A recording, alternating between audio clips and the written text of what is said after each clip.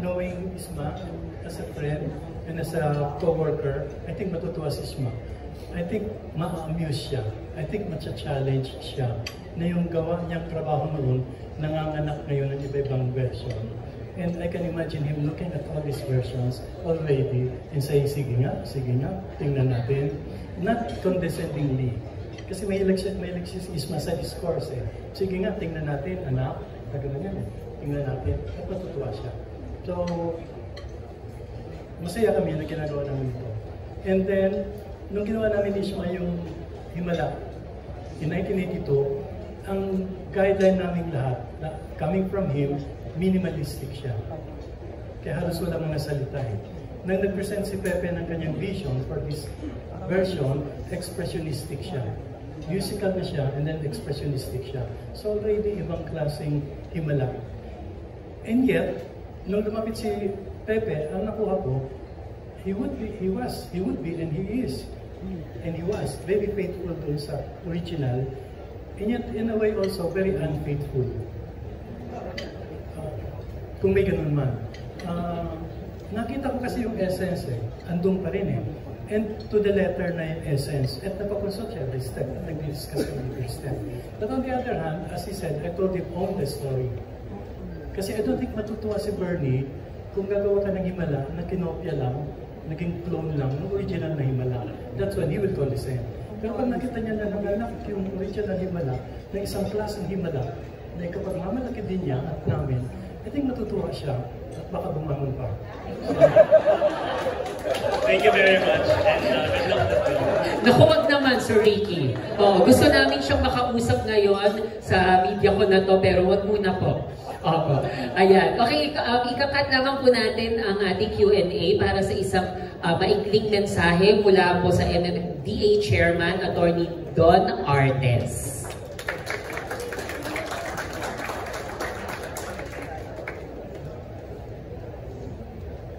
Yes po. Wag po kayo mag-alala. Hindi pa naman po bumabangon si Direk Ishma. Opo.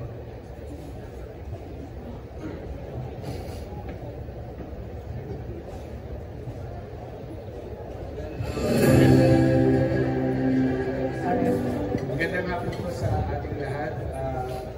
Congratulations and good luck sa cast and crew and staff po ng pelikulang Himala. Mag-usap kami kanina ni Miss Madonna at sinabi nila na nagulat sila noong na-include ang pelikulang Himala sa script pa lang. And I said, I'm pretty sure na deserving yung pelikula na makasama sa 50th edition ng MMFF. So again, congratulations po and good luck.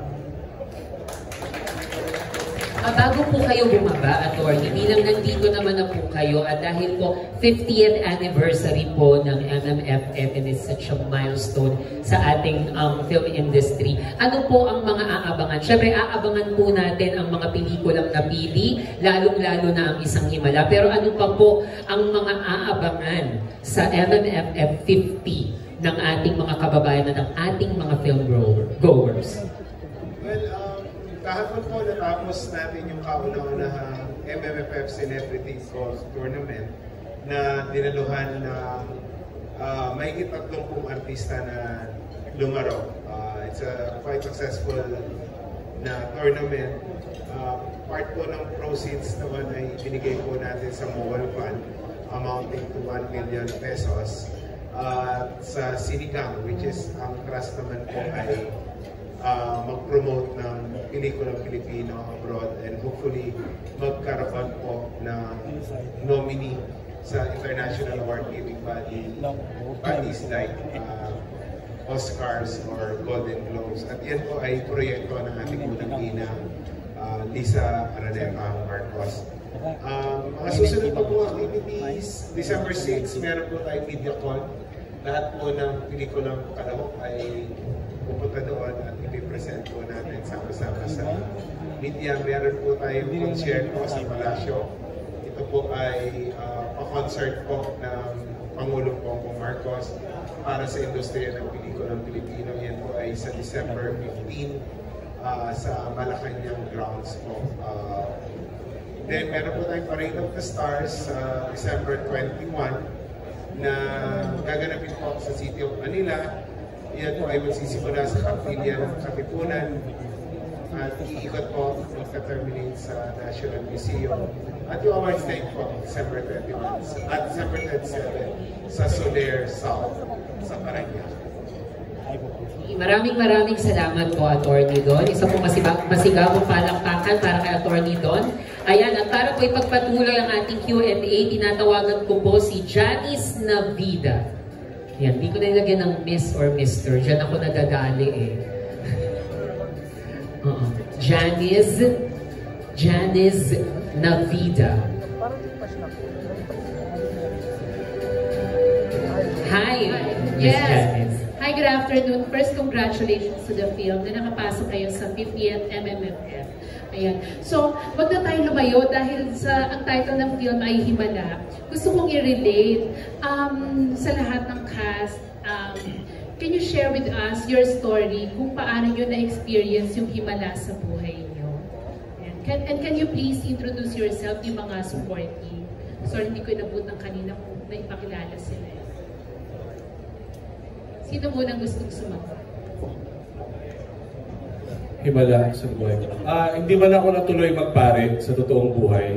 At least dito sa Himala, naging pare ako. Yun na yung Himala ko. Ano pong name? Sorry. Ako po si Floyd Tena. Ayun.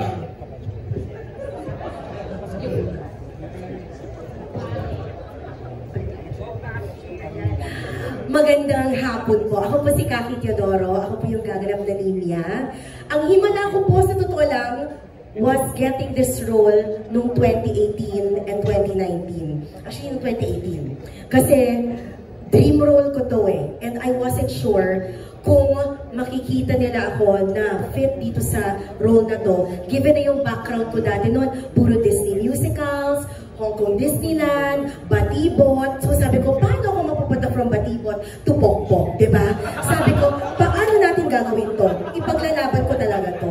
And kasi, I remember Sir Vince, we were watching the concert version of Himala sa PETA noon. And he said, alam mo, kaya mo tong Mimi eh. And that really gave me the spark. It really starts with just one person, and for me, si Sir Vince pa yun, who composed the musical, na, wow, feeling na kaya ko yung gawin yung Mimia.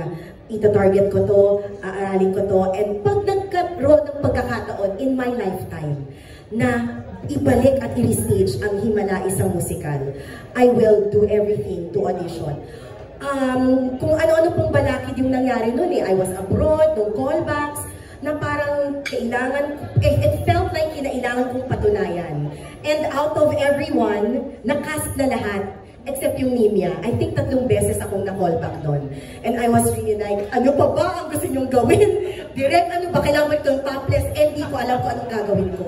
Para na mapatunayan na ito po ay kaya kong gawin. And to my joy and just really dream come true moment na nakas po ako dito. And it really, I would say, Himala isang musical. And ngayon, isang Himala. It's the miracle that keeps on giving. Honestly, we were very happily surprised when it was sold out, when we had a rerun, and then when we had this film, the opportunity to film this, and for the producers and our director to really take a risk and say, we want the original cast. Gusto namin yung mga theater actors na dadalhin sa pelikula. Lalo na sa MMFF, ka-venue. Kasi alam naman po natin, big stars, mainstream actors, blockbuster. So parang tataya po sila sa aming mga taga-teatro. And we were just very grateful for the trust, really. And that's why we're also very happy because the theater community, which is currently booming, na talagang we have their support. They're also grabe yung support nila and anticipation for this film. And also for the cinema community as well. Na parang it's two worlds, two artistic worlds colliding. So honestly, it's just patuloy miracle after miracle to be part of this project. Yun po. Salamat po. Thank you. Next. Hello, ako si David Ezra. I play the role of Orly. Ayun po. Sa akin, itong same as Kaki, yung Himala and isang Himala. Ano siya? Yun mismo, itong getting the role is a miracle. Kasi yung Himala na musical ni Vincent De Jesus, yung legacy niya sa akin, or yung history niya sa akin is 20 years. Yung original staging nun, yung role ni Between Escalante was played by my mom. So, nung time na yun, niyaya niya ako manood ng musical niya so, sa CCP, so I was 15 years old, nung high school ako. Tapos, hindi pa ako kumakanta nun or hindi pa ako nakakanood ng any theater show. Tapos nung napanood ko siya, nung ginawa pa ni May Bayot nung time na yun, sila Isay Alvarez, yeah. At Mother Reveal naman yung Mother Reveal. Ay, original na nag-play ko ng Nanay Saling sa musical ni Vincent was Dulce. So, Dulce is my mom. So, yan po. Yung history niya sa akin mahaba. Tapos nung fast forward 10 years, nung sinage nila yung 10th year anniversary concert, napanood ko si O.J. Mariano as Orly. Tapos nung time na yun, kumakanta na ako. Tapos nung napanood ko siya sa role na yun, sabi ko, isa to sa mga roles na gusto kong gawin sa buhay ko, kung kailan man yun. Tapos noon, 5 years after, nagpa-audition sila ng Himala, isang musical, and I got the role. So, kumbaga, mula nung bata ako, tulad ng sabi ni Kaki, it's just gift that keeps on giving, yung Himala na musical and also isang Himala. Kasi talagang 20 years na eh. Kumbaga hindi ko siya sinimulang pangarapin, sa gitna nun, pinangarap ko, tapos sa dulo. Tapos after 5 years, andito na tayo, isa na tayong pelikula. So, malaking Himala yan para sa akin. And also my first film. So, yeah. Hello po, ako po si Naomi Gonzalez. And I played Chayong in the film and in the stage play. Aside from what they said, no, I agree also na itong film na to ay napakalaking himala para sa aming lahat. This is something we didn't expect that would happen to us. And so hindi ko napapahabayan, I totally agree. And siguro ako ngayon, I just look at miracles every day. No? The little miracles we experience every day na hindi natin alam that to be in this room with all of you is already a blessing and a miracle. And it just grounds us. This project grounded us in so many levels na it made us so grateful. Kasi nga, di ba, ang daming reason to be grateful about this film.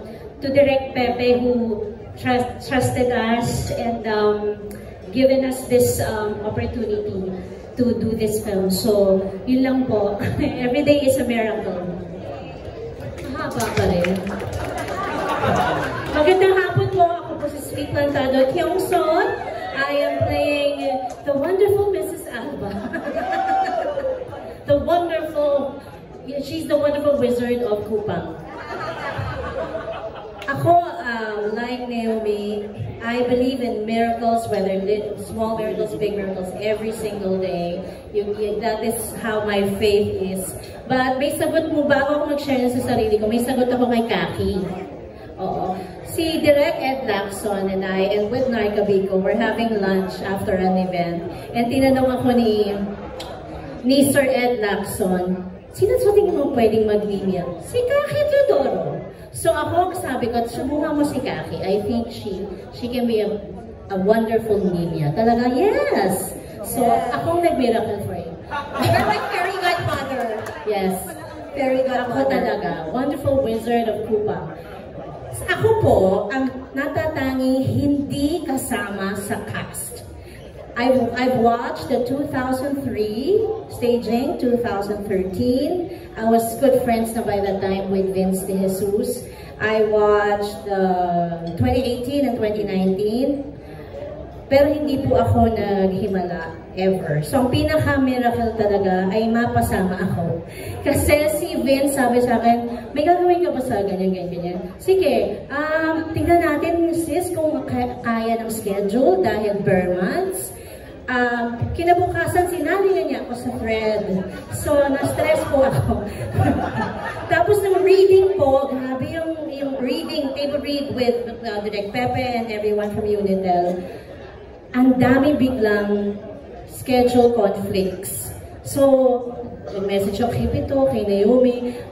Matutuloy ba ako? Na-attach na ako doon sa script at saka sa cast. Tapos baka hindi ako matuloy. But yun, miracle of miracles, natuloy ako. I've had the best time with these wonderful people. Our captain of the ship, Direk Pepe, talagang hindi niya kami pinabayaan. And he let us grow. He allowed us. Sa lahat actually ng team niya. Grabe, from cameraman, assistant. So, that is my Himala miracle. I thank you. Hi. Dagdag ko lang, speaking of, isa sa mga himala namin ay yung Sandbox Collective at Nineworks Theatrical, ang theater companies na sumugal sa version na to noong 2018 and 2019. Hindi kami gumamit ng microphone, ng lapel. It was theater in the round. So gusto namin pasalamatan kasi sila talaga yung bumuo sa cast na to. So maraming sila. Magandang hapon po sa kanila. Ako po si Between Escalante. Nagaganap po bilang Aling Saling. Nasabi na po nila lahat ng aming mga milagro sa palabas na ito. Pero sa akin po personal, himala po sa akin ang magkaroon ng family life that I have now. I never imagined I could be a mother. Now I am a mother of 2. And that experience informed how I built a relationship with Saling. Himala is also a family affair for me. Vince De Jesus first cast my sister in the concert version in PETA. Si Kalila Aguilos po ay gumanap bilang Nimia. And now, even my husband is part of the cast, Raymond Domingo. We were part of the cast in 2018. And it is such a blessing to work with the people you love. And ngayon, dumagdag na po yung mga mahal namin. Nandito na si Pepe, Madonna, marami. This is a family of Himalove. So, love is the greatest miracle. So, maraming salamat. Ricky Lee, Vince, Pepe, salamat. Tinitignan ako ni Direk Pepe, Isel. Kailangan may kwento yung miracle mo. Okay. Marami akong miracle sa buhay. Parang araw-araw may miracle ang nangyayari sa akin. So dito sa Himalag, syempre ang unang-una kong pasasalamatan si Sir Vince. Kasi kung Sir Vince, kung naalala mo, cast party po yun ng Rock of Ages. Tapos binilungan niya ako. Gate crush ako. Oo, sabi niya, alam mo, pwede ka mag-Elsa. Sabi ko, sino pong Elsa yun, sir? Sa Himalag, sir, syempre ang takot ko dahil napanood ko po yung concert version ng Himala na talagang, totoo po ba? Kaya ko po ba yun? Pero ang tiwala po ni Sir at ng staging ng 2018-2019 hanggang dito po ka na Direk Pepe kay Sir Ricky. Maraming salamat po. Nag-record na pala ako. Nag-record po kayo, hindi nyo namamalayan, sir. So yun yung una kong himala na gusto ibahagi. Pangalawa, ang himala ko sa buhay na lagi kong ikinakwento sa mapakilala o hindi ay mirakulo ng pagpapagaling ng Panginoon sa aking pamilya. Very close at napakalapit ni Elsa sa puso ko. Dahil una, meron akong kapatid who was 21 years old then. Isa na siyang cancer survivor. So siya po ay pinagaling ni Lord from stage 2 lymphoma. Pero towards the 6th month of our chemotherapy, inatake naman sa puso yung 19-year-old brother ko. And ito po yung case ng myocarditis. Yung time na to, very rare ang myocarditis. Dumami ang myocarditis after pandemic eh. Oo. So ang myocarditis, ito yung pinatitigil yung muscles ng heart mo mag-pump. So kung ang beats per minute natin ay 80 to 100, sa kanya naging 20 beats per minute. So sabi sa akin ng doktor, nanganganib na talaga siya. Nanganganib na siya. So ako noon, dala ko siya sa ospital kasama ng nanay ko, nakapaa.